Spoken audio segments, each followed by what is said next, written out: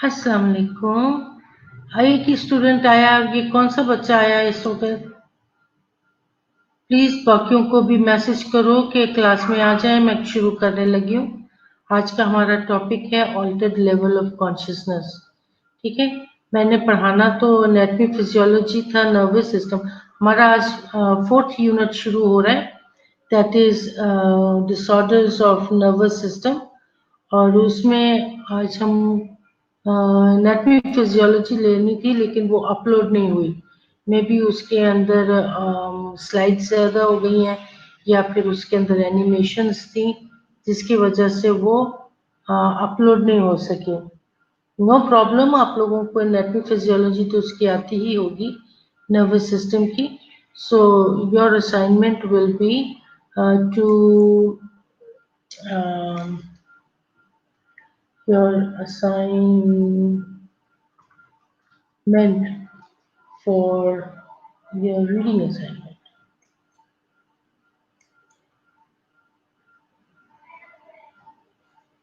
Where is this?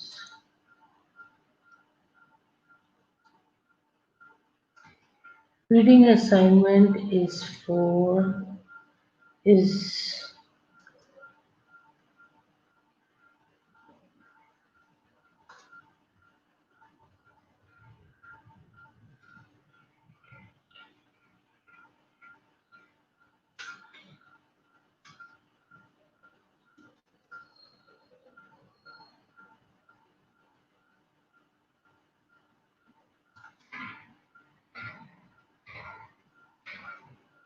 Nervous system. ठीक हो गया? ये आपको मैंने असाइनमेंट दी है ताकि आप इसको नर्वस सिस्टम को आप उसकी रीडिंग कर सको। So I start with altered level of consciousness क्या है। बीच बीच में मैं आप लोगों के साथ गुफ्तगू करती रहूंगी। Which student is present, please mark me, tell me your name, कि आप कौन सा बच्चा यहाँ पर सबसे पहले आया हुआ है। Can you hear me loud and clear? Just आप मुझे बता दें ताकि मुझे पता हो कि आपको पता है, मुझे आपको मेरी आवाज आ रही है।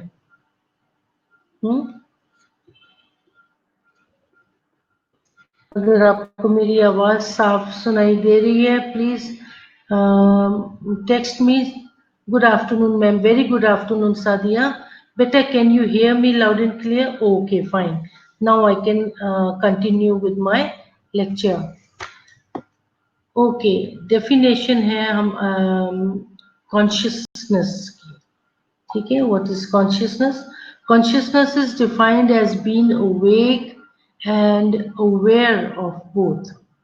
जागे भी हो और पता भी है आपको, ठीक है, ऑफ वन सेल्फ, अपने आप के बारे में, आप किस वक्त इस वक्त कहाँ पर हो, ठीक है।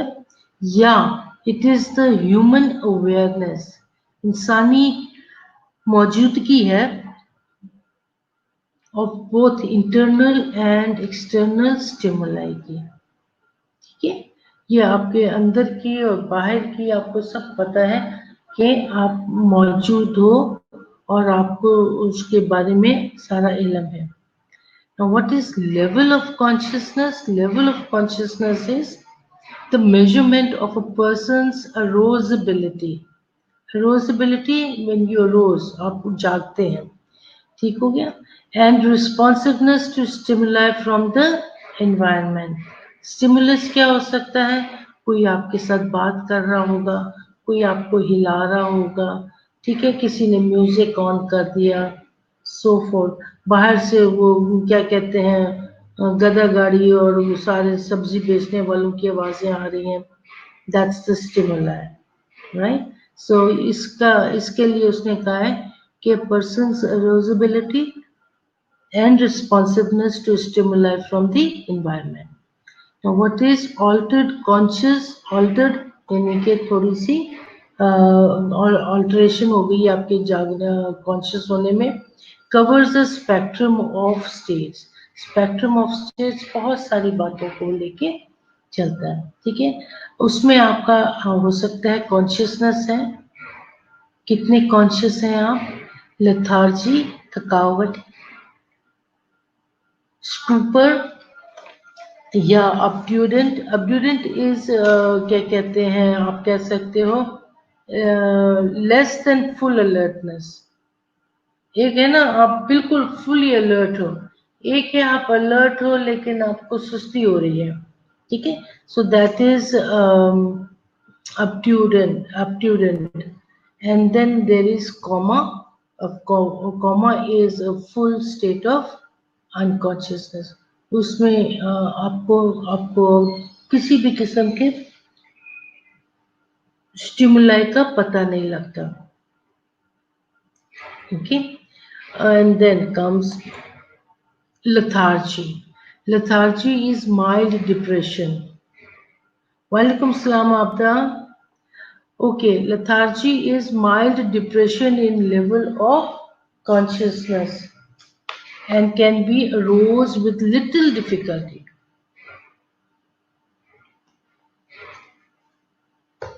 lethargy के थकावट है, और उस थकावट में क्या होता है, उस थकावट में आपको हल्का सा भी अगर कोई आवाज आती है तो आप जाग जाते हैं।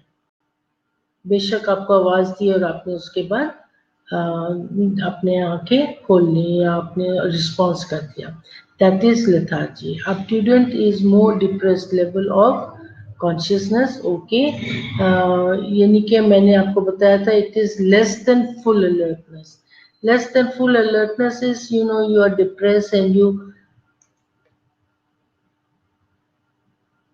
do not want to respond fully, ठीक है, you are not fully aroused, slow response in sleeplessness, आधे जाग रहे हो आधे सो रहे हो। Good afternoon, good evening, ma'am Julius, good evening। Okay, stuporous is cannot be arose from a sleep-like state। Stuporous is only respond by grimacing or drawing away from painful stimuli। अब क्या है, पेशेंट स्टूपर में कब क्या करता है, वो गिर तो गया या फिर जो कुछ भी है वो स्टूपर में सपोज वो कहीं गिर जाता है और आप उसको जगाने की कोशिश करते हो, लेकिन वो क्या करता है, सिर्फ शक्लें बनाता है लेकिन पूरे तरीके से उठता नहीं है, ठीक है। पेनफुल स्टिमुलाई पे शक्लें जरूर बनाता है कि क्या चुटकियां काटी चले जा रहे हो, ठीक हो गया। तो वो that is stupid. Coma is more depress level, अब ये उससे ज्यादा डिप्रेस लेवल है कॉन्शियसनेस का। Unable to make any purposeful response, ठीक हो गया। अब क्या है कि इसमें ये क्या करते हैं कि ये किसी भी किस्म के, आप किसी भी किस्म के उसको स्टिमुलाई दे दो, चुटकी काट लो, उसको हिलाओ, जोर जोर से हिलाओ भी, तो उसका आपको पास कोई रिस्पॉन्स नहीं आएगा। Now comes pathophysiology. पैथोफिजियोलॉजी में क्या कहता है, कहता है reticular formation is known to play a role in alertness, wakefulness and arousal, ठीक हो गया। अब इसके अंदर हम देखते हैं कि रेटिकुलर फॉर्मेशन क्या है। रेटिकुलर फॉर्मेशन में आप कह सकते हो कि it has a projection to the thalamus. आपके थैलेमस में एक प्रोजेक्शन है, थैलेमस और सेरेब्रल कॉर्टेक्स में, जो क्या करता है, which allows it to exert some control over which sensory signals reach consciously, ठीक है। यहाँ पर आप उसके ये देख सकते हैं, ठीक है, ये आपके पास क्या कर रहा है, कॉन्शियस ये सिग्नल्स भेज रहे हैं, सेंसरी सिग्नल्स भेज रहे हैं, और इस सिग्नल्स में क्या हो रहा है, विच रीचेस द कॉन्शियस, आपके कॉन्शियसनेस को ये जाके छेड़ता है। And alertness and sleep, like alertness या फिर स्लीप, या तो वो आपको अलर्ट करता है या फिर वो आपको सोने के लिए feel like sleeping, or you are conscious and you want to get up, ठीक है। तो ये क्या है कि ये एक प्रोजेक्शन है जो कि आपके थैलेमस और सेरेब्रल कॉर्टेक्स को प्रोजेक्ट करता है। Okay, ascending reticular activation system is a group of neural connection. ठीक है, अब क्या है कि ये एक कनेक्शन है जो कि सेंसरी इनपुट को प्रोजेक्ट करता है to cerebral cortex through the mid brain and thalamus from the reticular formation. Same thing which I just mentioned. Okay. Level of consciousness alert क्या कहते हैं ऑल्टर्ड लेवल ऑफ कॉन्शियसनेस के clinical features क्या होंगे? बच्चों आप लोग क्यों बारी बारी गायब होते चले जा रहे हो? Don't do this please. आप लोगों को नहीं पता कि आपके रजिस्टर पे आपकी अटेंडेंस मार्क हो रही है. ठीक है, आप लोग जो एब्सेंट हो रहे हो आपके रजिस्टर पे सारी अटेंडेंस जा रही है कि आप लोग कितने प्रेजेंट रहे हो और कितने एब्सेंट रहे हो, कौन कौन रेगुलर रहा है उसमें. So please don't do this. Convey the message.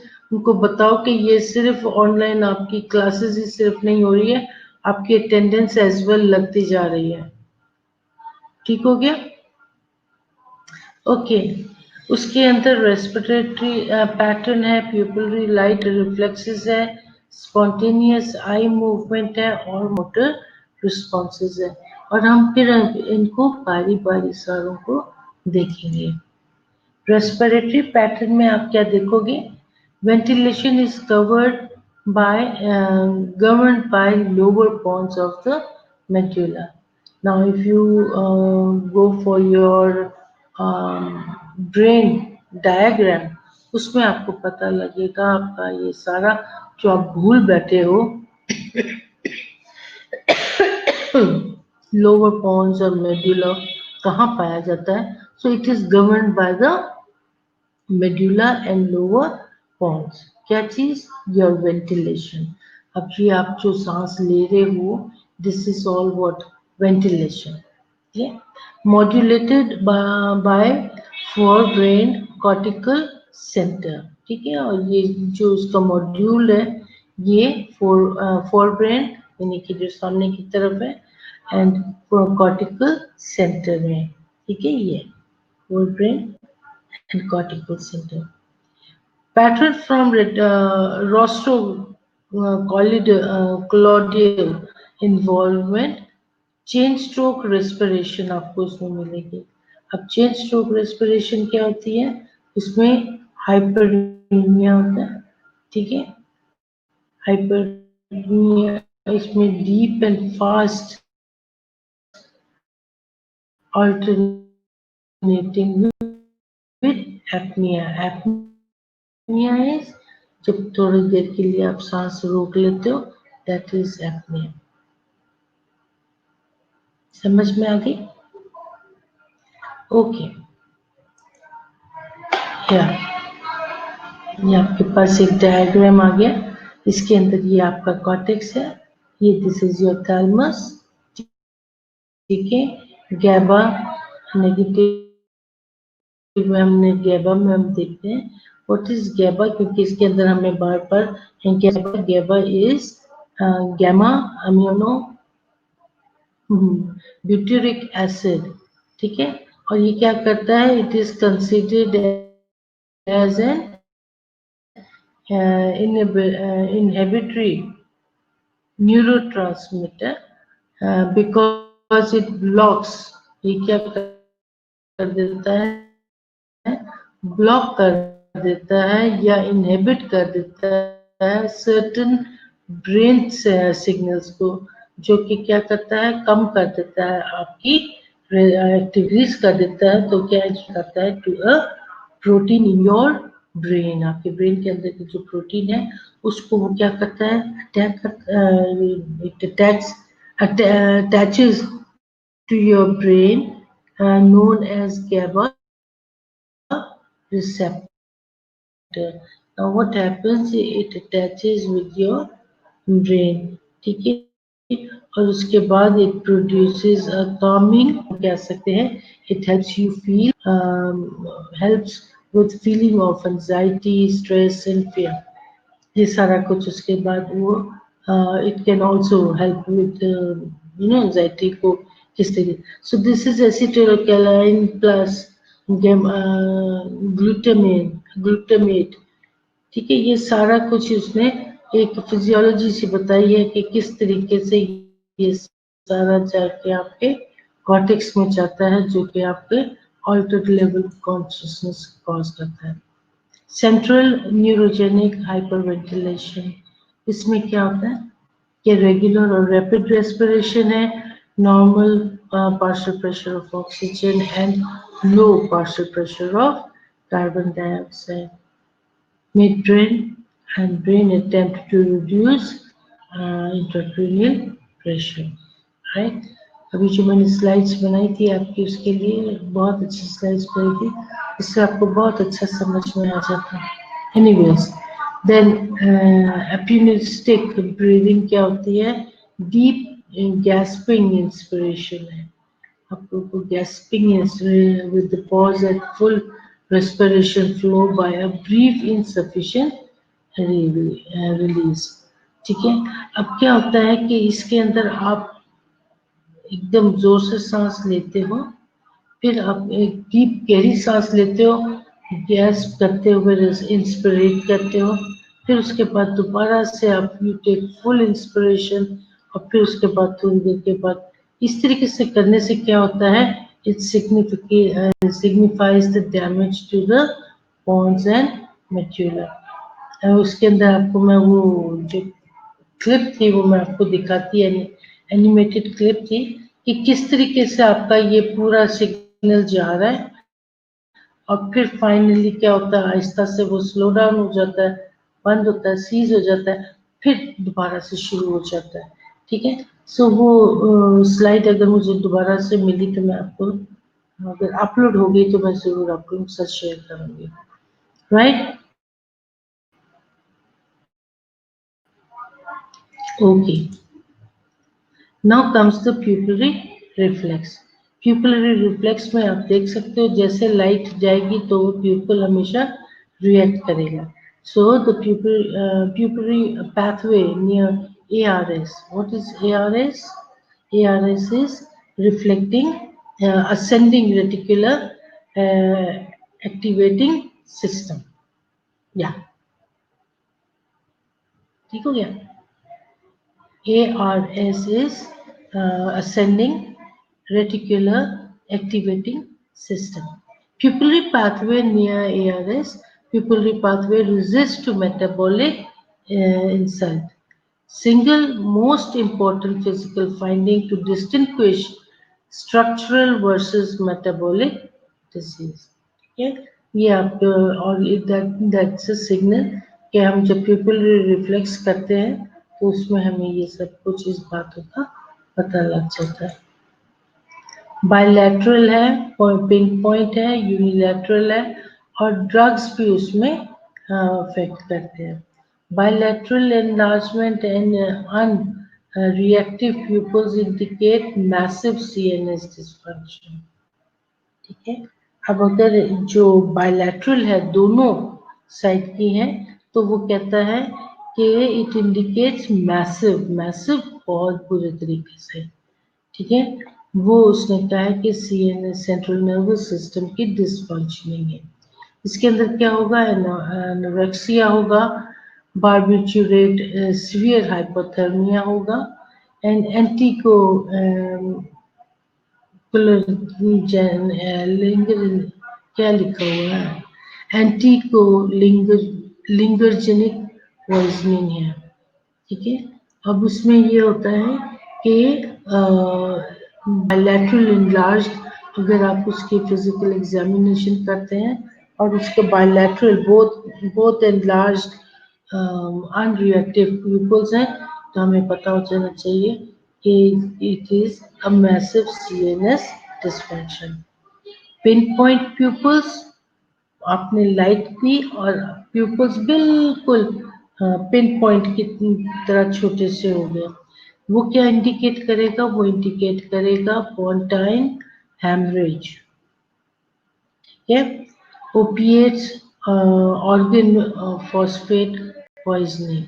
सो ये उसने बताया है कि पोंटाइन हेमरेज है, और उसमें क्या कहते हैं ऑर्गन फॉस्फेट पॉइजनिंग है, ठीक है।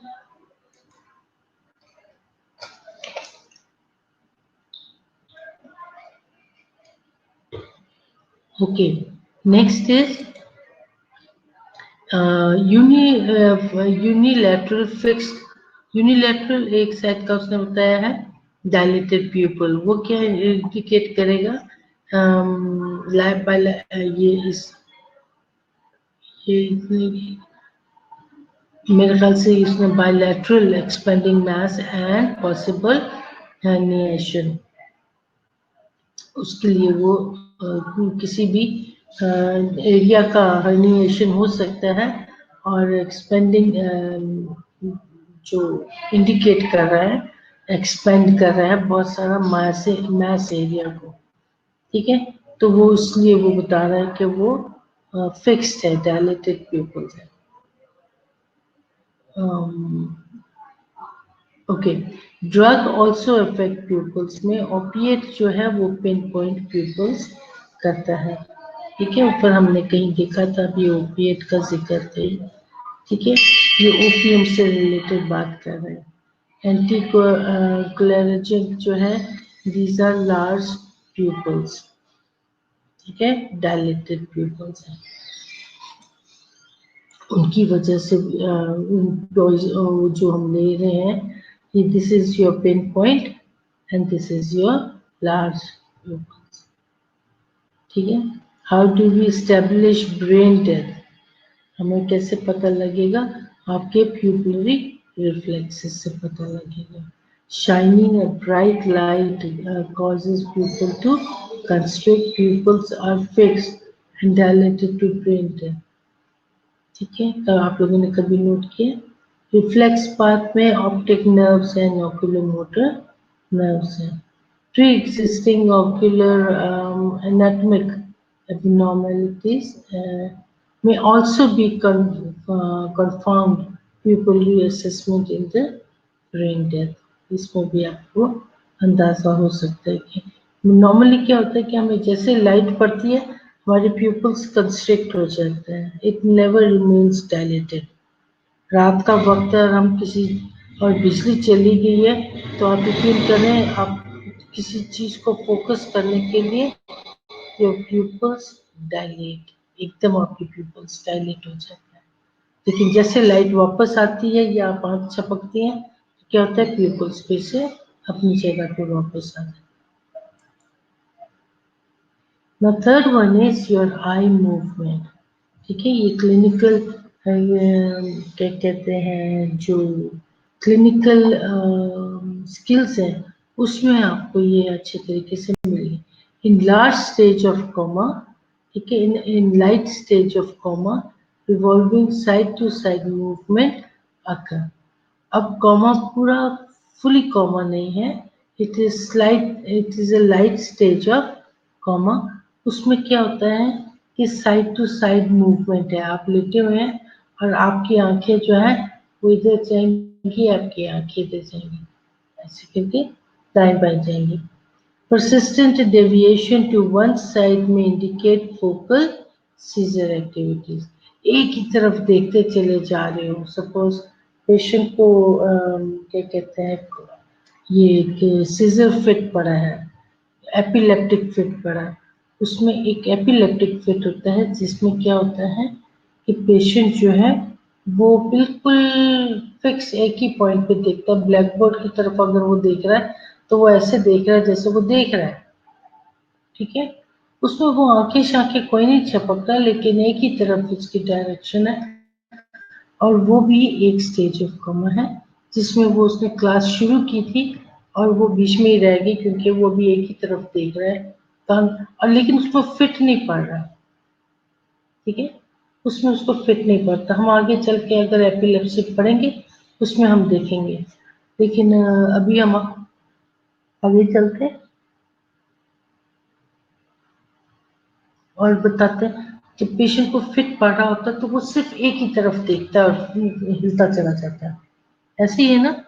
Okay, and then persistent deviation क्या हो गया, structural brain stem lesion abolish conjugate eye movement. ठीक है, अब इसमें ब्रेन डेथ लीजन्स में क्या होता है कि उसकी आई मूवमेंट जो है वो कैसे होगी, आगे चल के हम देखते हैं और आपको बताएंगे।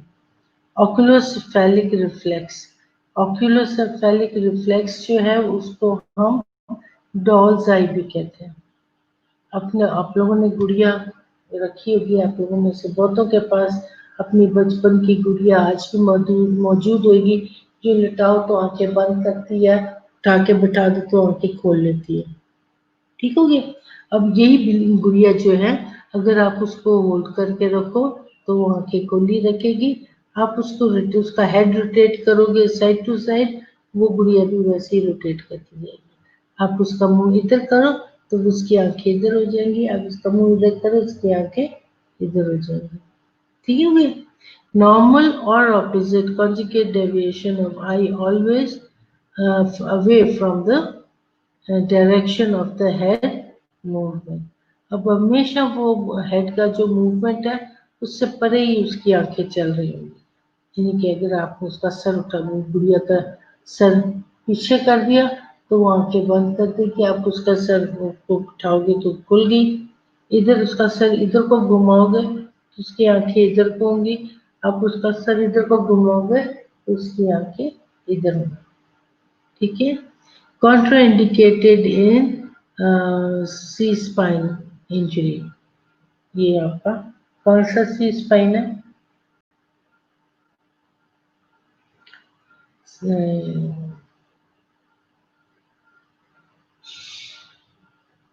सी को हमारे पास तो एक ही है ना, contraindicated in cerebrospinal injury, cervical spine injury, कौन सी इंजरी है,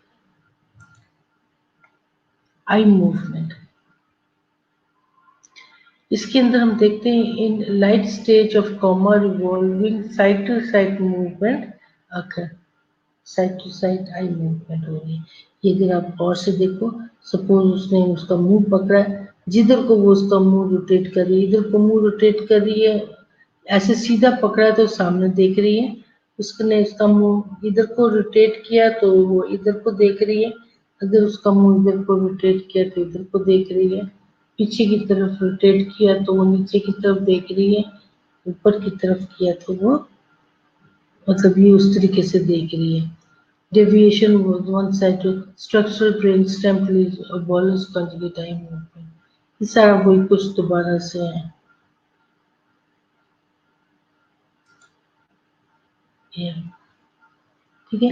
अब यहाँ पर वो आपका जो क्रेनियल नर्व है, क्रेनियल इंजरी थी, ओके, आपका स्टूपर में रेक्टस जो ये सारे उन्होंने आपका क्रेनियल नर्व जो 3 है उसकी उन्होंने बातें बताई हैं कि जब क्रेनियल 3 नर्व जो है आपका, जो क्रेनियल नर्व्स हैं उसमें क्रेनियल नर्व 3 जो है 1 2 3 4 आपके जो नर्व्स के नंबरिंग है, तो जो जो 3 है वो आपके आंखों के इन हिस्सों पे किस तरीके से अफेक्ट करता है। स्टूपर रेक्टस जो है वो आप देख सकते हो स्टेरिंग, ठीक है, इंफीरियर में भी उसने कहा कि उसकी ऐसी है, ये सारा उसने तरीका बताया है कि भी ये किस तरीके से सारे उनकी चल रही है, क्या कहते हैं आई मूवमेंट। ऑक्यूलोवेस्टिबुलर रिफ्लेक्स, इसमें क्या करते हैं, elevate head of the bed 30 degree and inject 10 to 50 ml of ice water into ear canal. उससे क्या होगा, normal response in nystagmus will slow phase toward irritant ear and fast beat away। ठीक है। अब जब ठंडा पानी आपने उसमें नॉर्मल रिस्पॉन्स में nystagmus only slow phase in irrigated ear, ठीक है। कान को जब आपने इरिगेट किया तो एकदम उसकी एक तो हार्ट बीट तेज हुई, दूसरा उसने घूम के देखा कि खा रहे हो भाई मेरे कानों को।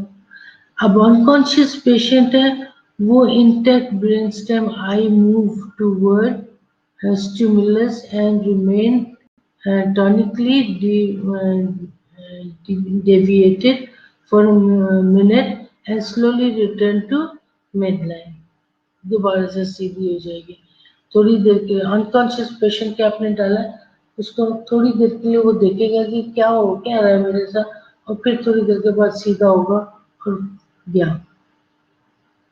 Intra indicated if tympanic membrane not intact. Contraindicated उस वक्त है कि उसकी अगर जो कान के पर्दे जो हैं वो अपनी जगह पे पूरी तरीके से इंटैक्ट नहीं है।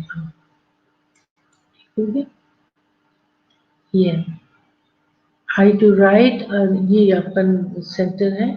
नॉर्मल रिस्पॉन्स जो कि आप सामने देख रहे हो, उसने क्या किया है कि उसका मुंह इधर को किया है तो वो इधर को देख रहा है, इधर को किया है ऑपोजिट तरफ देख रहा है। ठीक हो गया। अगर राइट की तरफ किया तो वो उसकी आंख की जो डायरेक्शन है वो लेफ्ट साइड को जा रही है। हेड को अगर लेफ्ट किया तो आई राइट साइड पे जाएगी, और अगर हेड को राइट किया है तो आईज जो है वो कहाँ जा रही है?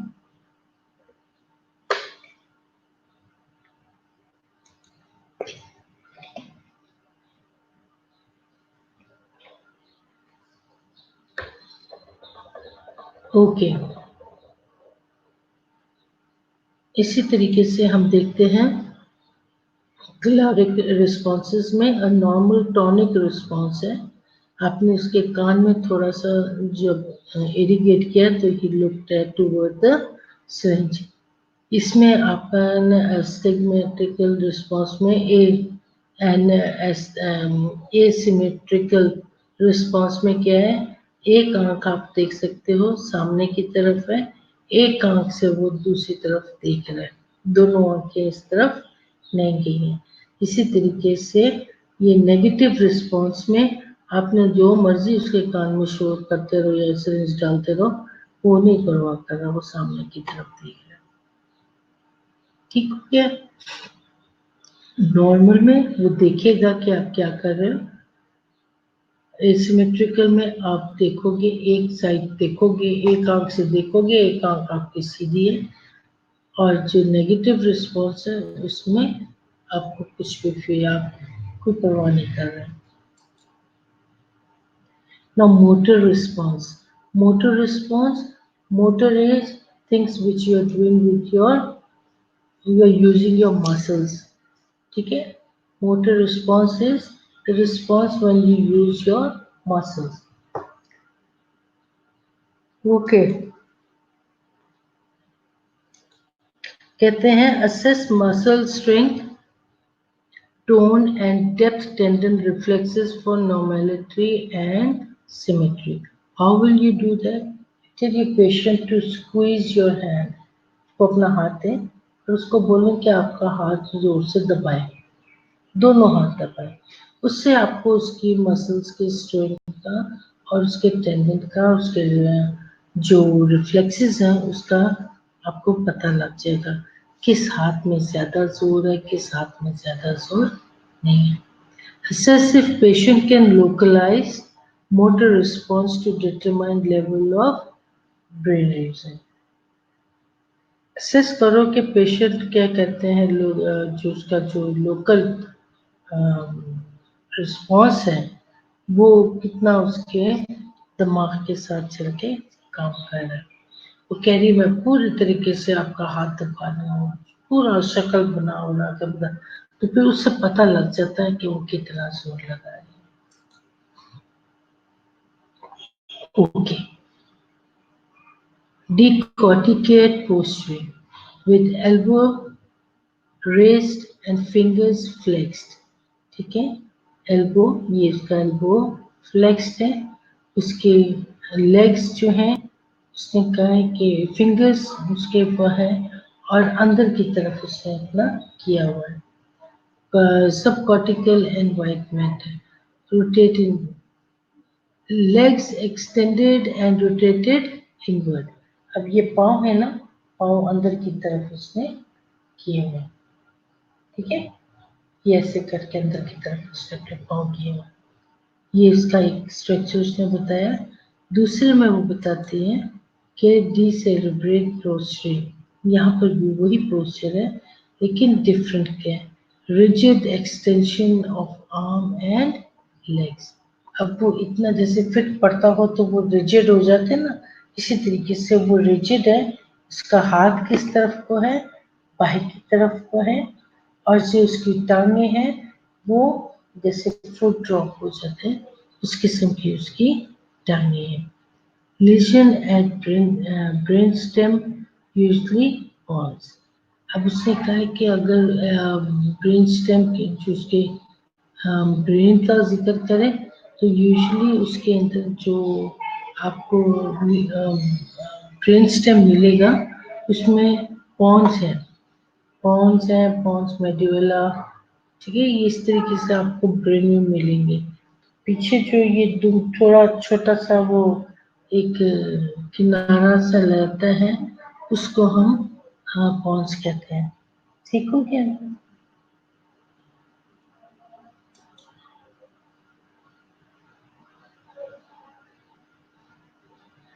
Glasgow scale.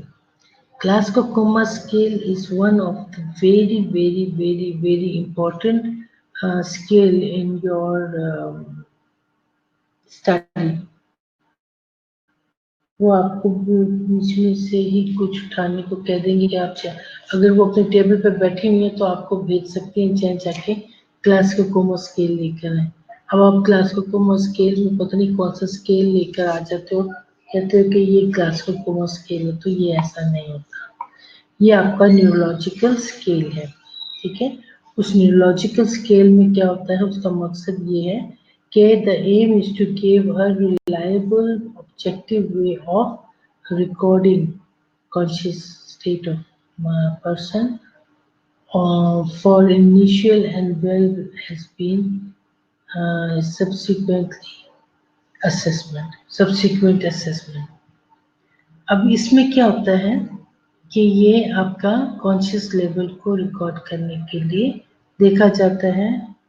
हफ्ते में एक दफ़ा देख लो, दो क्या कहते हैं, हफ्ते में 3 दफ़ा देख लो, हर रोज़ देख लो, तो उसमें पता लगता है कि इसका लेवल ऑफ कॉन्शियसनेस कितना है। सीखोगे उसमें क्या होता है कि आप उसके ना सिर्फ कॉन्शियस लेवल को देखते हो बल्कि उसके आप ये भी देखते हो कि उसको कितना पता है कि हम लोग इस वक्त कहाँ पर हैं, ठीक है। अब इसके अंदर to give objective way to recording conscious state of mind, ये उसके मालूम करना बहुत ज़रूरी है। अब आपने देखना है ये है कि ग्लासगो में आप उसके स्केल्स को कैसे चेक करते हैं। उसको आपने कहा कि आंखें खोलो, तो वो जब आंखें खोलता है तो क्या आपके वो स्पॉन्टेनियसली खोलता है, स्पॉन्टेनियस खुद ब खुद, ठीक है, खुद ब खुद खोलता है, आपके बुलाने पर वो आंखें खोलता है, या क्या है कि आपके मामा जाग रही है उसके लिए आपको पता होता है, या फिर क्या होता है, या फिर बिल्कुल भी आप आवाज देते रहो वो आपकी आवाज को ऐसे जैसे सुनी अनसुनी कर देते हैं, ठीक है। तो क्या होता है कि आई ओपनिंग में हम उनके ये बातें देखते हैं, और ये जो इसकी स्केल्स हैं ये डाउन टू अपवर्ड डायरेक्शन में ऊपर तक जाता है। ठीक हो गया। ओके, मोटर रिस्पॉन्स में हम क्या देखेंगे, मोटर रिस्पॉन्स में हम देखेंगे कि पेशेंट अगर वो बहुत ज़्यादा हिलजुल कर रहा है और क्या कहते हैं आपकी बात नहीं मानता तो फिर आप उसको जोर से बोलते हो, ठीक है। उस बात मानना कि नहीं मानना, localise whether the patient respond to your call, ठीक है। वीक रिफ्लेक्सेस में आपने देखा कि आपने उसका हाथ उठाया, उसका हाथ गिर गया, आपने उसका हाथ उठाया, उसका हाथ गिर गया, तो आप उसको क्या सर पॉइंट दोगे? आप उसके तो 3 पॉइंट्स दोगे। एबनॉर्मल है क्या? उसके बाजू को लंबा करो, खींच के किसी तरीके से, थोड़ी देर के बाद अपना हाथ फिर से हटा देगा। ठीक है। इसी तरीके से जब आप उसका पाँव को सीधा करोगे तो वो क्या करेगा? अपना पाँव का नॉर्मल एक्सटेंशन में नॉर्मल फ्लेक्शन की तरफ खींचेगा, या अगर फ्लेक्शन की तरफ है तो एक्सटेंशन की तरफ खींचेगा। ठीक है। तो आप उसको उसके मुताबिक 6 5 4 3 2 1 आप उसको रिस्पॉन्स दोगे। Same with the verbal now. अब आपको मैंने ये दिया हुआ है क्लासिकल कोमा स्केल। आप लोगों ने अपने पेशेंट पे जाके क्लासिकल कोमा स्केल चेक करना है। आप बिल्कुल बोलते बालते पेशेंट के पास नहीं चले जाना। पहले आप नॉर्मल पेशेंट्स के साथ लेना।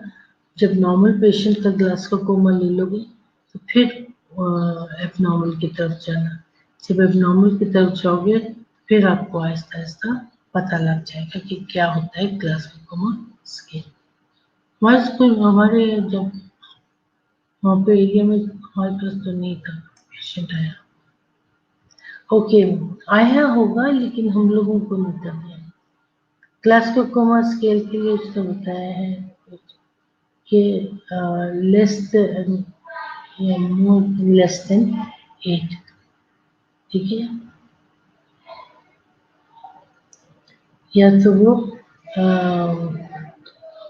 8 से कम है, या फिर 8 से कम या उसके बराबर में वो है, वो उसका सीवियर में आ जाएगा।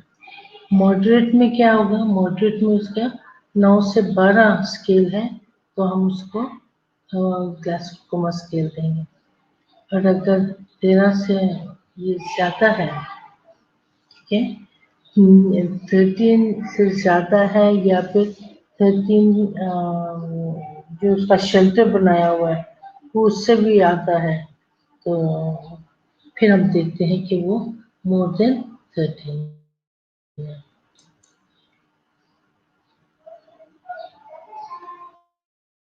अब इसके कॉज मालूम करने के लिए इसका सर खोल के देखना है। ठीक है, एक मिनट।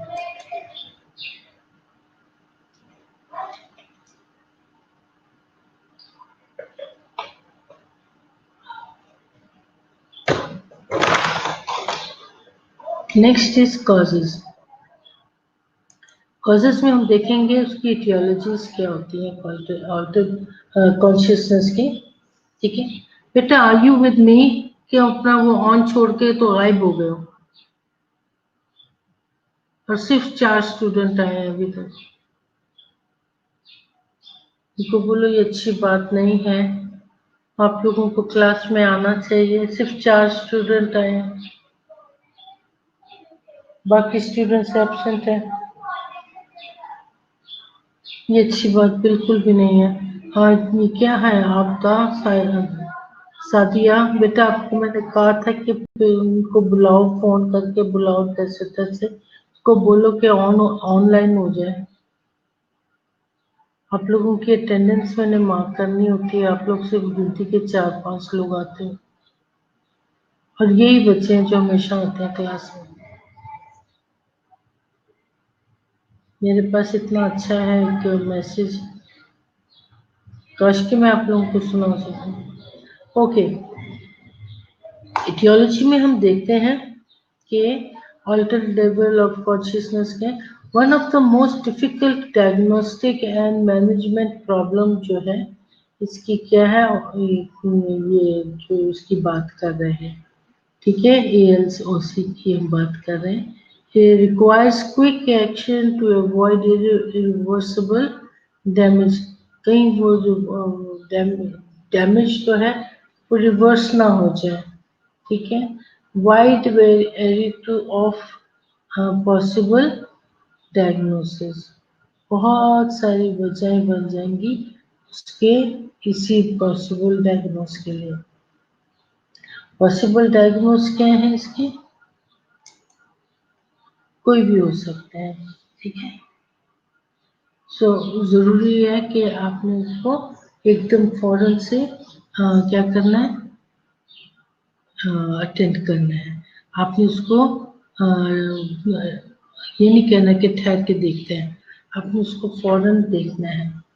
फिर उसने कहा है कि एएलओसी के लिए जो सिम्टम्स हैं वो ऑफ अनदर प्रॉब्लम, ये एक और लगा मुसीबत है, not a diagnosis in itself. अभी ये इसमें डायग्नोस है इन इटसेल्फ वो नहीं है, आपको फाइंड आउट करना है। उसके आई से आपने देखना है, आपको उसके मोटर को देखना है, आपने उसके जो थर्ड पार्ट था उसको आपने सारा देखना है। फिर कहीं जाके आप डायग्नोज कर पाओगे कि भी इसको क्या था और हम इसको कैसे कह सकते हैं कि ऑल्टर्ड लेवल ऑफ कॉन्शियसनेस है। कॉसेस में आप AEIOU टिप्स याद रखना, ठीक है। ये मैंने क्या है, AEIOU और टिप्स, ये जो है ये आप अगर याद रख लेते हैं इसका फर्स्ट पार्ट, इससे आप कभी भूलेंगे नहीं कि कॉजेस क्या थे। अल्कोहल अब्यूज, ठीक है, ये सारे ए से आ रहे हैं। अल्कोहल है, अब्यूज है, फिजिकल या सब्सटेंस। ये अब्यूज आप चाहे ठुड्डे मुक्के मार के ले कर लो, तो या फिर कुछ substance, substance can be what? Substance can be, this can be a substance। आपके पास ये शीशे की बोतल है, आपके पास कोई भी मोबाइल, अच्छा टिक टाक करके आपने मारा, वो उससे कुछ हो गया, कुछ छुरी का कुछ भारी चीज आपने उसके सर पे मारी, ये तो है आपका फिजिकल। सब्सटेंस में ये भी आप सब्सटेंस में, फिजिकल में तो ये मुक्के आ गए ना, मुक्के टुडे, और सब्सटेंस में कोई चीज आ गई, ठीक है। अब्यूज होना, अब्यूज का मतलब ये जो नाजायज खाओ को हम लोग यूज करते हैं, ठीक है। अल्कोहल में ये भी अब्यूज अब्यूज में आ जाता है। When you start drinking too much, बहुत ज्यादा पीना शुरू कर दें, तो फिर ये भी उसकी एक वजह, ऑल्टर्ड लेवल की वजह बनती है कि आपके कॉन्शियस लेवल इतना ठीक नहीं रहता, ठीक हो गया। इंसेफ्लोपैथी एंड इलेक्ट्रोलाइट्स, हम आगे चल के इंसेफ्लोपैथी इस लेक्चर के बाद हम ये देखेंगे इंसेफ्लोपैथी क्या है, ठीक है। इलेक्ट्रोलाइट्स क्या है? इलेक्ट्रोलाइट्स में आपके जिस्म के अंदर से जितनी नमकियात निकल जाती हैं, खत्म हो जाती है, आपको डिहाइड्रेशन शुरू हो जाती है, that is electrolytes. Done, okay. AEI के बाद I is for insulin, hypoglycaemic, ठीक है। अब हाइपोग्लाइसेमिक में क्या होता है कि अगर आपका शुगर लेवल कम हो गया तो आप किसी वक्त भी आपको पता भी नहीं लगेगा और आप गिरे पड़े हुए, ठीक है। क्या है कि सारा आपके जिस्म के अंदर से शुगर कम हो गई और आप वहां पे जमीन पे किसी वक्त भी, चाहे आराम से गिरो चाहे धम से गिरो, वो अलग बात है, ठीक है। तो ये उसमें होता है कि इंसुलिन में भी आप ऑल्टर्ड लेवल में जा सकते हैं। किसी को पता ही नहीं, कहेंगे इधर ही थी, मेरे ख्याल से आराम करने गई है, आराम करने गई है, आराम करते करते गायब हो गई है।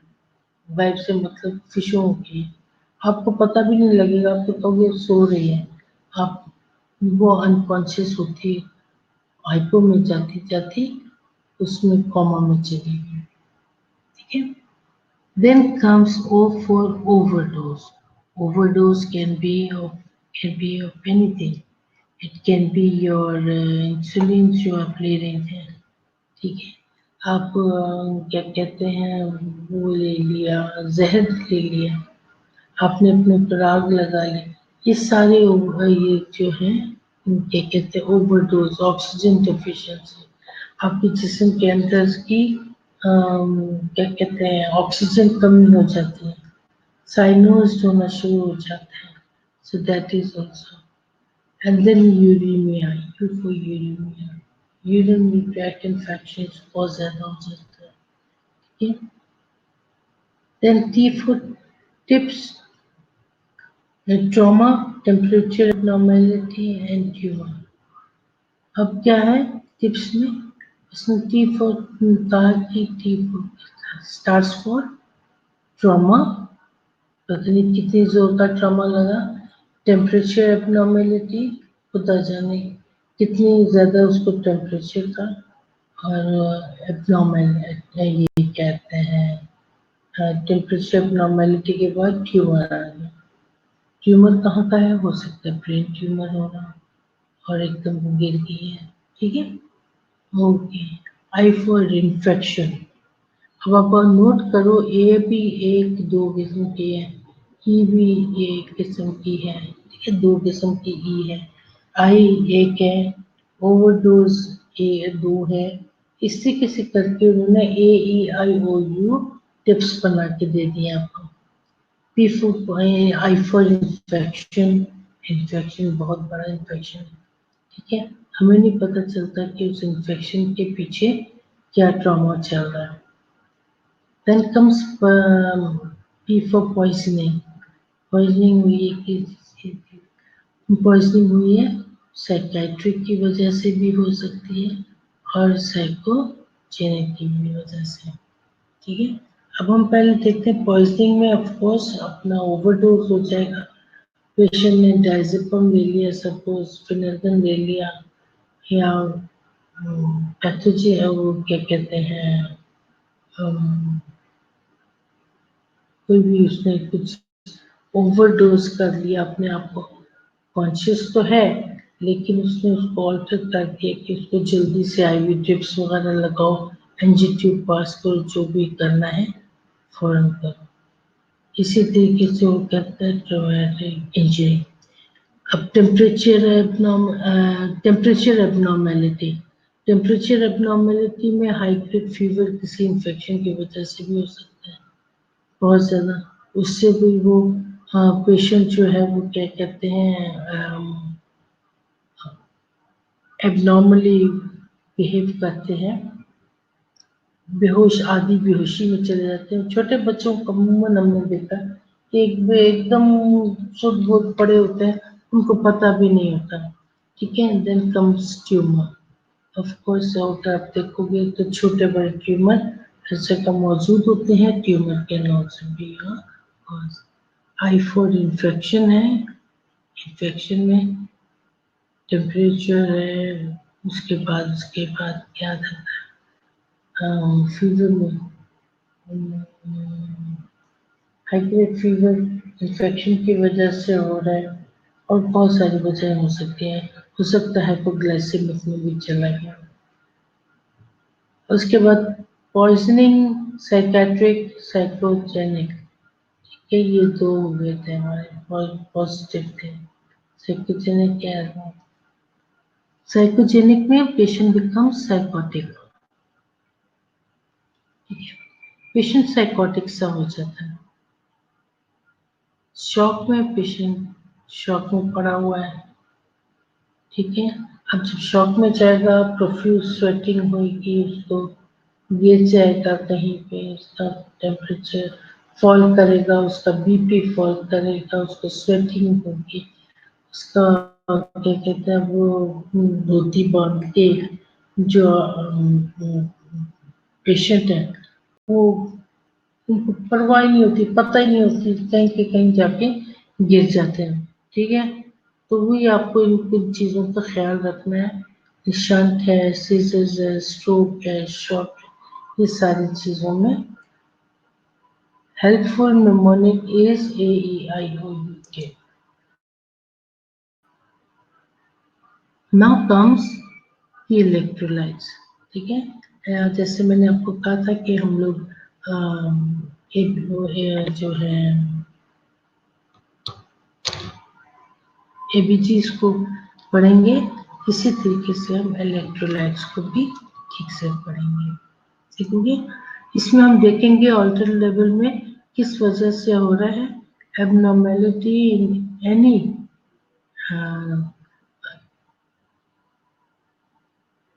कैटायंस में, उसमें आ जाता है सोडियम है, कैल्शियम है, मैग्नीशियम है, फॉस्फोरस है, इसके अंदर कोई भी एबनॉर्मेलिटी आ जाए तो मेटाबॉलिक और एसिडोसिस और एल्कलोसिस, इसकी वजह से भी हम देख सकते हैं। हाइपोग्लाइसीमिया जो है वो सबसे कॉमन चीज है, ठीक हो गया। एंड हाइपोग्लाइसीमिया में specially view on diabetes have a altered level of consciousness due to hyperosmolarity, ठीक है। डी के जो है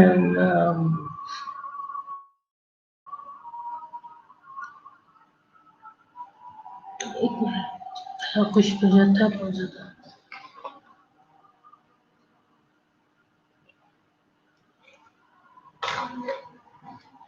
ओके, अब diabetic ketoacidosis can lead to cerebral oedema, इसीलिए हम कहते हैं जो हाई, अगर पेशेंट का ब्लड शुगर हाई हो जाए वो इतना खतरनाक नहीं होता जितना कम हो जाना उसके लिए खतरनाक का बायस बनता है। सो क्या है कि hypoglycaemia new new onset diabetes है ड्यू टू हाइपर ऑस्मोलैरिटी की वजह से है। सीजर्स, ठीक है। सीजर्स क्या है, all seizures except petit mal are followed by a postictal state. Seizures during level for patient on anticonvulsant, आपको मेजर करना है कि उनको कौन सी मेडिकेशन मिल रही है, जो कि हो सकता है हमने देखा था मेडिसिन भी कॉज करती है, तो मेडिसिन को भी आपने देखना है कि ड्रग लेवल आप क्या दे रहे हो। कोमाटोस पेशेंट में have an non convulsive seizures. Seizures needs an ECG to diagnose. इनको इनकी ECG होनी चाहिए ताकि इनको डायग्नोस किया जा सके।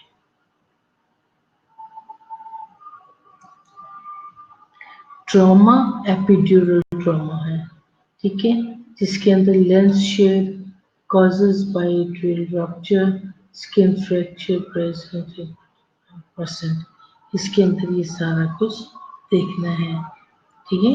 ये एपिड्यूरल हेमोटोमा की वजह से भी हो सकता है। फिर वो कहता है ये, ठीक है, सबड्यूरल हेमोटोमा हो गया। सबड्यूरल हेमोटोमा हम वैसे तो नहीं देख सकते, इसके लिए एमआरआई करवाना पड़ता है, जिसके अंदर हमें ये रीडिंग मिलती है, ठीक है। सबड्यूरल हेमोटोमा क्रीसेड शेप है,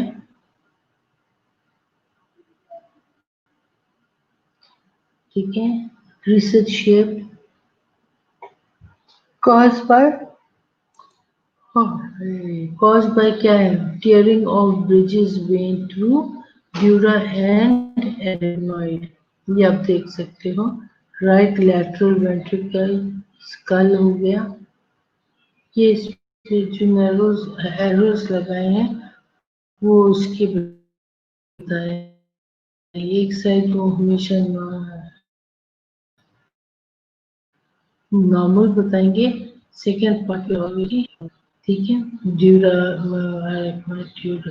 ड्यूराप्नॉइड के बाद skull fracture present in 30 days 30% of cases, retinal haemorrhage 75% of cases, ये आप उसमें देख सकते हैं।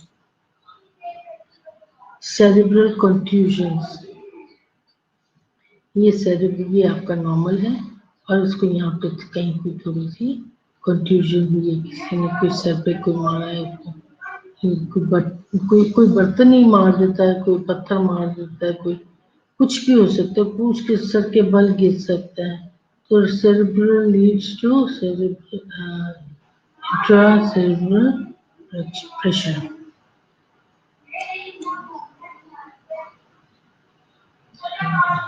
मेनिंजाइटिस, ठीक हो गया। मेनिंजाइटिस क्या है? बैक्टीरियल है और एक नॉन बैक्टीरियल है। जो बैक्टीरियल है वो एक infection severe enough to cause profound altered level of consciousness, ठीक हो गया। सबसे मोस्ट कॉमन इन्फेक्शन जो है वो आपको बैक्टीरियल में मिलेगा। नॉन बैक्टीरियल में क्या होता है? स्लो ऑनसेट ऑफ कॉन्शियसनेस, बहुत स्लो होता है। पेशेंट सो गया है, सो के उठा है तो फिर वो उसके लेवल आपको, आप उसको फाइंड आउट करो तो वो लेवल पहले से कम होता है।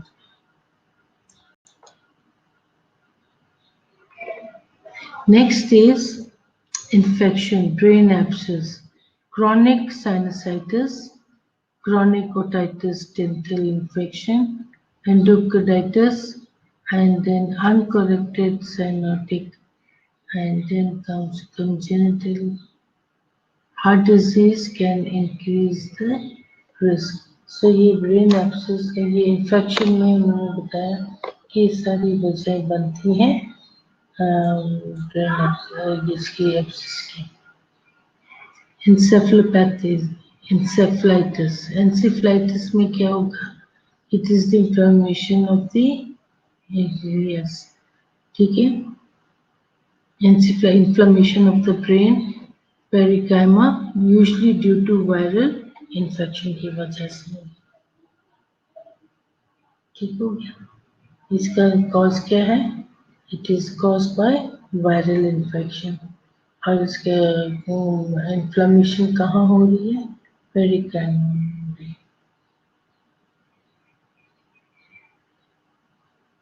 हमारे पास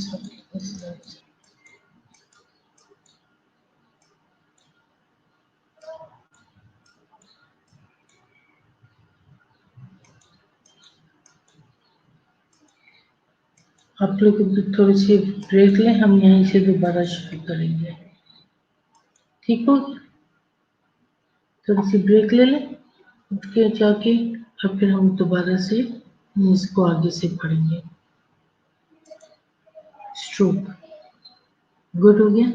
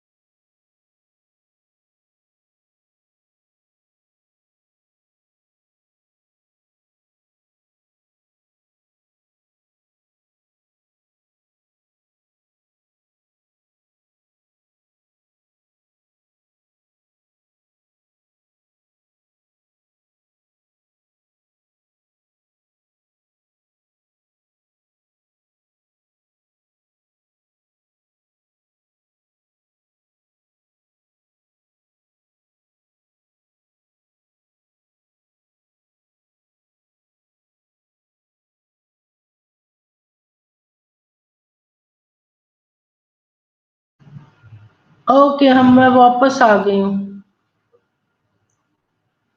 आप लोग भी आ गए हो? चलो थोड़ी सी बात करते हैं। कौन कौन नहीं आया? Okay, Sadia good afternoon, good evening. Sadia yes. Sidra वालेकुम सलाम। सो गए हो सारे, मुझे छोड़ के इधर अकेले? आपदा, जूलियस, जूलियस तू किधर गायब हो गया है?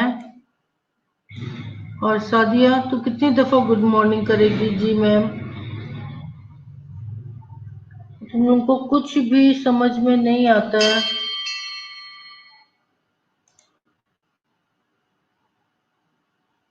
और बेटा आप लोगों का जो है, पता नहीं ये क्या, बार बार मुझे बार बार फोन कर रहा है, मैसेज कर रहा है, नो वन इज प्रेजेंट।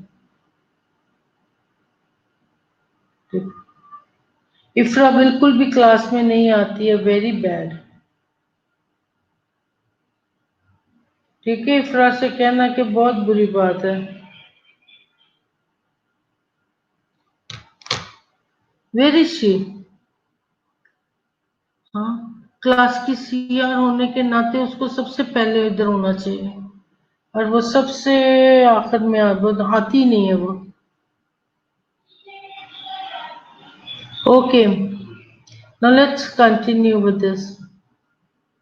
हमने प्रीवियसली देखा कि एंसिफलाइटिस, इन्फेक्शन, मेनिंजाइटिस, ठीक है, सेरिब्रल, ये क्या कहते हैं, कॉन्ट्यूजन्स हैं, और उसके बाद सबड्यूरल हेमाटोमा है, हमने देखा ट्रॉमा है, सीजर्स हैं, ठीक है, इलेक्ट्रोलाइट्स हैं। These are all the causes. साबुत भैया, सॉरी भैया, क्लास ले रही हूँ मैं इसको। Hello, sorry, I am taking the class now. हाँ, बिजी हूँ। ओके, ठीक है। सो हमने ये कॉजेस देखे थे, जिसमें उसने कहा था कि AEIOU के टिप्स को हमने इस्तेमाल करना है। फिर हमने उसके इलेक्ट्रोलाइट्स देखे, हमने सीजर्स, ये सारी चीजें हमने फिर देखी इसमें चलती है। अभी हम देखेंगे कि इसके साथ ही कंटिन्यूएशन में कि स्ट्रोक क्या कहता है, ठीक है। स्ट्रोक क्या है? Haemorrhagic is usually due to aneurysm, severe headache आएगी उसमें, और उसके बाद क्या कहते हैं, केवा न्यूज है मेंजियोमा, जिसमें क्या होता है, low flow and less acute symptoms हैं। ये आपको यहाँ पे नजर आ रहा है, ठीक है। तो ये स्ट्रोक में हम ज्यादातर देख सकते हैं। स्ट्रोक का पोर्शन इस तरीके से बना होता है ना, राइट लेफ्ट को, लेफ्ट राइट को कंट्रोल कर रहा है। उसमें ये होता है कि बाजू, मेरी मेरी सास को स्ट्रोक हुआ, और मैं हमेशा उनको याद रखती हूँ इस बात कि भी मैंने किस तरीके से उनको फाइंड आउट किया था कि किस तरीके से उनका जो हेमरेज हो रहा था अंदर, वेरी स्लाइटली वो यूज होता चला जा रहा था। तो जब छोटी सी मैंने उनकी स्पीच, स्लर्ड स्पीच को देखा, तो मुझे अंदाजा हुआ कि no, something is going wrong, so I better inform someone. तो मैंने जब वो बताया, तो उससे पता लगा था कि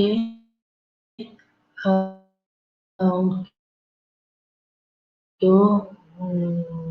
MRI जब करवाया तो उसमें पता इसकी हेमरेज हो रहा है, और उसकी वजह से द वेंस कैन किसी को फालिज कर सकते हैं। फालिज में ये होगा कि या तो वो बिल्कुल ही एकदम बेडरिडन होके रह जाएंगी। पहले भी एक दफा स्ट्रोक हुआ, तो इस तरीके से पता लग जाता है कि हेमरेज कहाँ से हो रहा है और उसको हमें कैसे ट्रीट करना है। तो उनके लेवल ऑफ कॉन्शियसनेस को देख के मैंने अंदाजा लगा लिया था। देन कम्स द थ्रोम्बस और embolic stroke. Occlusion interior, middle or posterior cerebral artery will not occur will not cause comma. ठीक है, अब ओक्लूजन में उसने कहा है कि ओक्लूजन में इंटीरियर, मिडिल या पोस्टीरियर जो है वो कोई भी नहीं करेगा, लेकिन infarct eventually leads to increase intracranial pressure. Infarction में हो सकता है। इन्फॉक्शन क्या होता है कि वो एरिया जो कि जिसने ब्लॉकेज करके उस एरिया को डेड कर दिया। ठीक हो गया। Cerebral infarct rarely have comma. अब इधर भी वो कहता है कि जो सेरिब्रल इन्फार्क्ट्स हैं ये जो ये भी बहुत रेयर है जो कॉमा कॉज करें, राइट। इसी तरीके से बैसिलर आर्टरी जो है infarct causes rapid coma due to brain stem haemorrhage. Brain stem haemorrhage की वजह कब कैसे होते हैं, जो बैसिलर आर्टरीज हैं वो अगर इन्फार्क्ट कर जाए, ठीक है, तो फिर वहां पर कॉमा कॉज कर सकते हैं। अदरवाइज हमने देखा यहाँ पर भी नहीं होगा कॉमा। यहाँ पे इंक्रीज इंट्राक्रेनियल प्रेशर है। इधर क्या कहते हैं, रेयर है कि कॉमा जाए, लेकिन basilar. Then comes hypoxia. Hypoxia में क्या होगा, न्यूरॉन्स एक्सट्रीमली सेंसिटिव हैं to hypoxia and cease functions within seconds of hypoxia। रोक देगी उसको, उसके फंक्शन को एकदम सेकंड्स के अंदर रोक देगी अगर हाइपोक्सिया है तो, ऑक्सीजन नहीं जा रही है तो वो एकदम उसके सारे फंक्शंस को क्या कर देगी, सेकंड के अंदर रोक देगी। Permanent central nervous system dysfunction can occur within 4 to 5 minutes of total anoxia of the at the body temperature। अब परमानेंट जो सेंट्रल नर्वस सिस्टम है डिसफंक्शन का वो अकर हो सकता है विद इन 4 to 5 मिनट्स के अंदर अंदर। इतने अंदर जितनी देर के लिए हम लोग पॉज करके इधर उधर हो गए थे, वापस आए हैं तो हमने देखा कि बस वो इतना सा टाइम पीरियड है कि नॉक्सिया एट द बॉडी टेम्परेचर में वो टोटल बॉडी टेम्परेचर में नॉक्सिया हो जाए।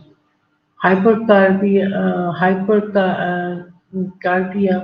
can also cause neurologic depression and coma। हाइपरकार्बिया भी जो है वो भी ये कॉज कर सकता है। टेम्परेचर पे हाइपो और हाइपरथर्मिया का जिक्र हो रहा है।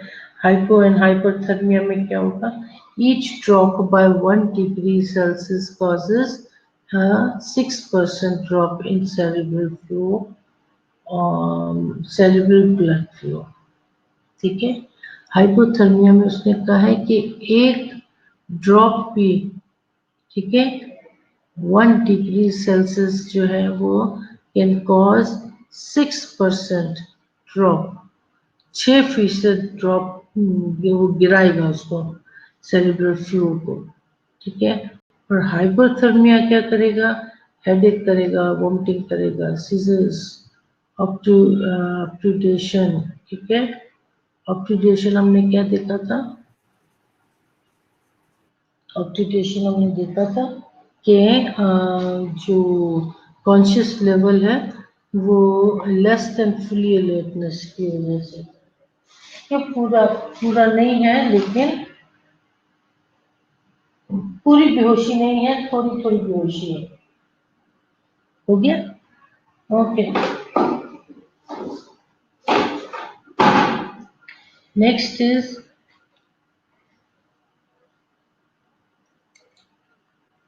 इन्वेस्टिगेशन। अब आप इसको इन्वेस्टिगेट कैसे करोगे,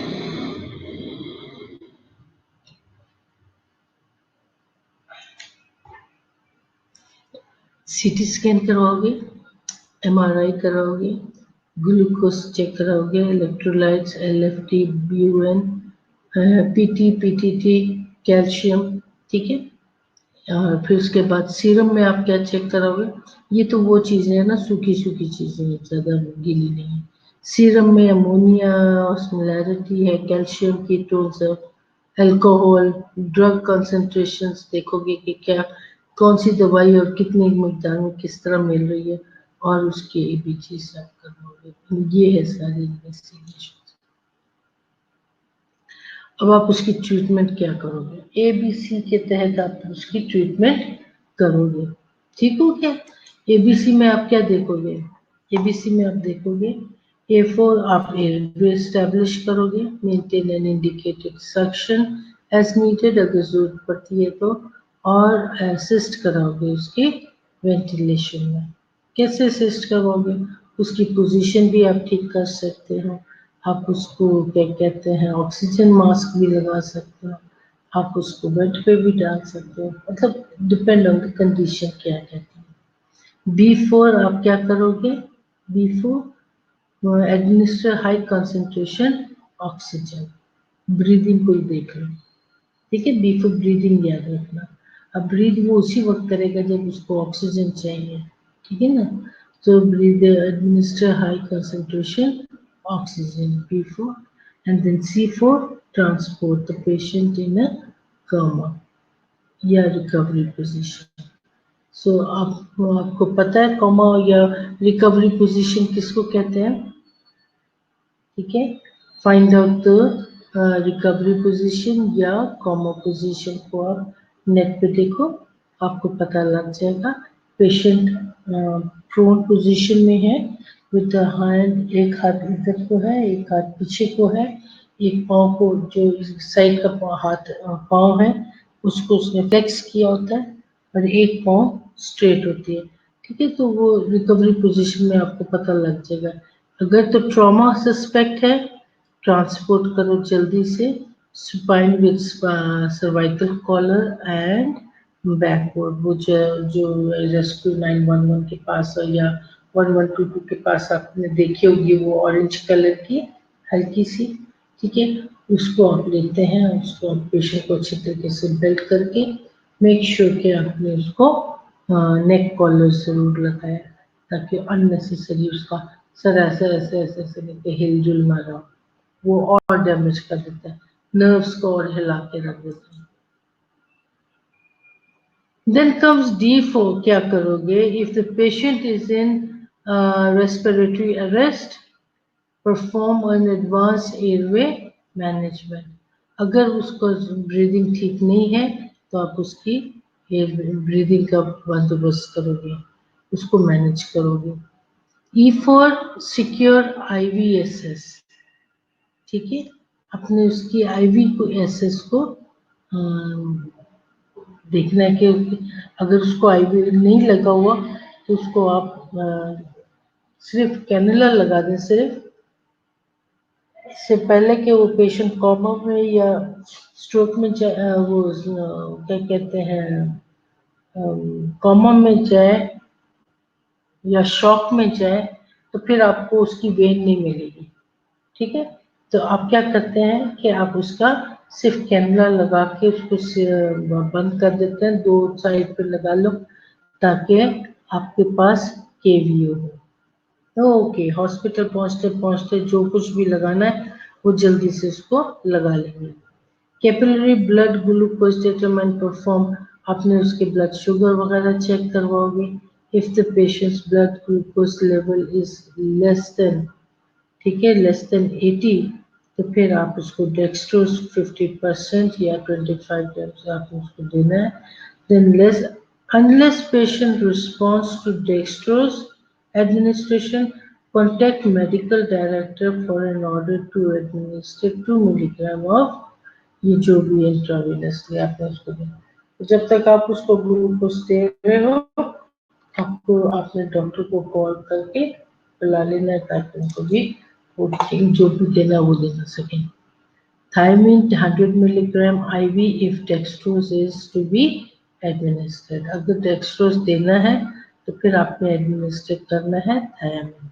And if IVSS cannot be secured, अगर वो सिक्योर नहीं हो सकता, then patient's blood glucose level is and the blood glucose level जो है वो लेस देन 80 है तो आप क्या करोगे, administer 1 milligram glucagon IM।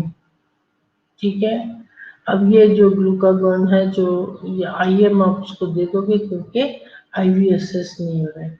Then treat the underline causes. Underline causes जो भी हो सकते हैं, ट्रॉमा है, जिस वजह से भी उसका हो रहा है हम उसको ट्रीट करेंगे। हाय शुक्र है, थैंक यू हो गया, ठीक हो गया। अभी हमारे पास 4 हुए हैं और मैं दूसरा टॉपिक शुरू नहीं करना चाहती क्योंकि वो भी अच्छा खासा लंबा टॉपिक हो जाता है और उसको लोड करते करते भी 5 मिनट हो जाएंगे। So I think I should revise, थोड़ा सा हम रिवीजन कर लेते हैं। ठीक है,